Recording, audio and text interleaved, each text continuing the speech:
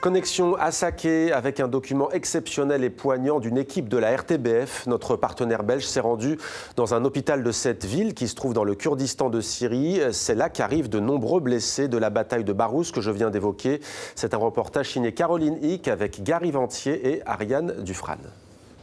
L'offensive contre Baghuz se ressent jusque dans cet hôpital, pourtant situé à 5 heures de route du dernier bastion de Daesh. Dans ce service, la plupart des patients ont été blessés dans les bombardements et il y a beaucoup d'enfants. Aïcha, elle a 5 ans. Elle a été blessée par un obus à la tête. Et Iman, elle a une fracture à la jambe. Je viens de lui faire un premier bandage, mais il faudrait lui faire une radio.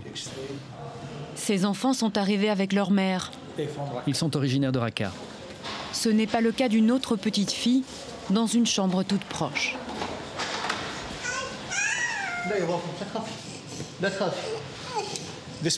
Cette patiente a 3 ans. Elle a des éclats d'obus dans le fémur. Ça fait 2 semaines qu'elle est là. Elle est seule ou ses parents sont là? Non, elle est toute seule. Aucune famille. Aucun membre de sa famille, personne ne s'est présenté pour s'occuper d'elle. Donc ce sont nos infirmières qui s'en occupent. D'un point de vue médical et plus affectif, on va dire. Cet enfant ne parle presque pas. Arrivé sans vêtements, ce sont les infirmières qui lui en ont trouvé. Dans la chambre voisine, un adolescent de 14 ans, gravement blessé, lui aussi dans un bombardement. Il est algérien.